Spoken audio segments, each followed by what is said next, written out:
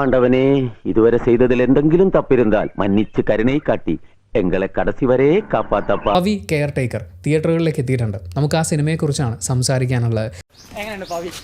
നല്ല അടിപൊളി serial setup, ഈ ചാളിപ്പടം, പഴയ കുപ്പിയിൽ അതിലും പഴയ അച്ചാറുമായിട്ട് ദിലീപ് വന്നിരിക്കും.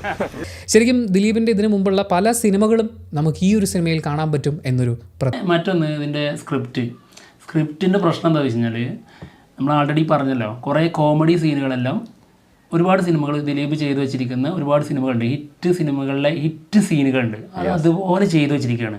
തങ്കമണി പോലെ ഒരു സൂപ്പർ ഹിറ്റ് സിനിമയ്ക്ക് ശേഷം വീണ്ടും ഒരു സൂപ്പർ ഹിറ്റ് ആയിട്ട് ദിലീപ്.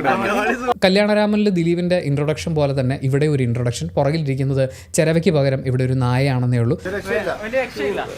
കുറെയൊക്കെ ചെയ്യാൻ നോക്കിയിട്ടുണ്ട്, പുതിയ വന്നാലും പഴയ ഒരു മാറ്റമൊന്നുമില്ല, പഴയ ചളിപ്പടം തന്നെ, ചളി കോമഡിയും ഒരു പുതിയതായിട്ട് എന്തെങ്കിലും ഒരു അപ്ഡേറ്റഡ് ആണ് ഇയാള്. അതൊന്നും പറയാനില്ല. പ്രത്യേകിച്ച് എന്ത് പറയണം, ഒരു 3/4 ഭാഗവും ഈ പടം ലാഗാണ്. കൊള്ളത്തില്ല. ഇഴച്ചിലാണ് പടം.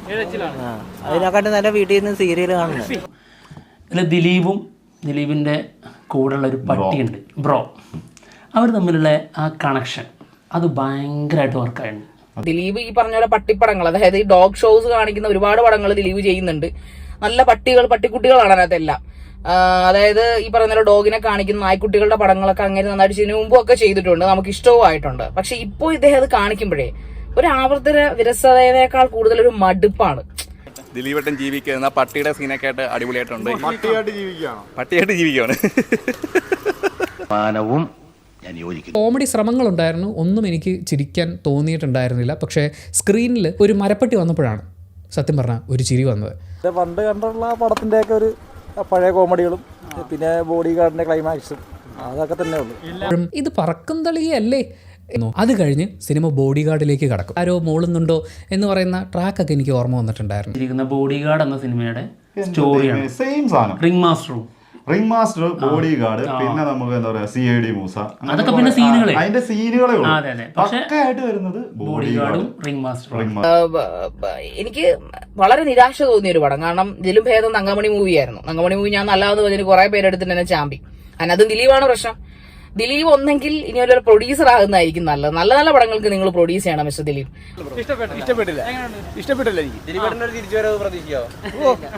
രക്ഷയില്ല. പിന്നെ ഒരു പോസിറ്റീവ് എന്ന് പറഞ്ഞു കഴിഞ്ഞാൽ, ഒരുപാട് പേരുടെ നല്ല പെർഫോമൻസ് എന്ന് പറഞ്ഞാൽ അത് പോസിറ്റീവായിട്ട് എടുക്കാൻ പറ്റില്ല അല്ലേ. കുറച്ച് പേരുടെ ഇതൊന്നുമില്ല. നമ്മൾ പണ്ടുള്ള ആരോ പഴയ ഈ പറക്കം തളികളിലെ കോമഡികളിലും തട്ടിമറിഞ്ഞ് വീഴുന്നതും രണ്ട് രീതിയിൽ ആവർത്തന രസത്തുണ്ട്. ഒന്ന്, ഇതിന് മുൻപ് നമ്മൾ കണ്ട സിനിമകളിൽ ഇതുപോലത്തെ സീനുണ്ട്, അത് ആവർത്തിക്കുന്നു എന്നുള്ള പ്രശ്നം. പിന്നെ ഇതിൽ പശ്ചാത്തലങ്ങൾ അങ്ങോട്ടും ഇങ്ങോട്ടും ഇങ്ങനെ മാറി കളിക്കുകയാണ്. അതിൽ പുതിയ കാര്യങ്ങളൊന്നും സംഭവിക്കാത്തത് കൊണ്ട് തന്നെ അതുകൊണ്ട് ദയവ് ചെയ്ത് കാശുണ്ടെങ്കിൽ നല്ല പടമൊക്കെ പ്രൊഡ്യൂസ് ചെയ്യാൻ നോക്ക്. നിങ്ങൾ അഭിനയമൊക്കെ ഒന്നങ്ങോട്ട് തൽക്കാലം ഒതുക്കി വെക്കുക. അത് കഴിഞ്ഞു എന്നാണ് എനിക്ക് തോന്നുന്നത്. അല്ലെങ്കിൽ അപ്ഡേറ്റ് ചെയ്ത് നിങ്ങൾ അങ്ങനെ പഠിക്കാൻ പറ്റുന്ന ഒരുപാട് മഹാനടന്മാർ നിങ്ങളുടെ മുമ്പിലുണ്ടല്ലോ. അതേപടി അതിൽ ചെറിയൊരു മാറ്റമുള്ളൂ. അതിൽ ഫോൺ വിളിയായിരുന്നു. ഇതില് വേറൊരു സംഭവം അത്രേ ഉള്ളൂ. അല്ലാണ്ട് ഇതിന്റെ ക്ലൈമാക്സിലോട് വരുമ്പോഴും നമുക്ക് ഈ സംഭവങ്ങളൊക്കെ ഓർമ്മ. നേരെ ക്ലൈമാക്സ് കൊണ്ടുപോയിട്ട് നേരെ ഒരു ട്രെയിനിൽ കൊണ്ടുപോയി വെച്ചിട്ടുണ്ടെങ്കിൽ പക്കാ ബോഡി ഗാർഡ് പക്കയായി. ഞാൻ നന്നായിട്ട് പറഞ്ഞു, എനിക്ക് വായ തോന്നിയതൊക്കെ പറഞ്ഞു. ആശ്വാസം.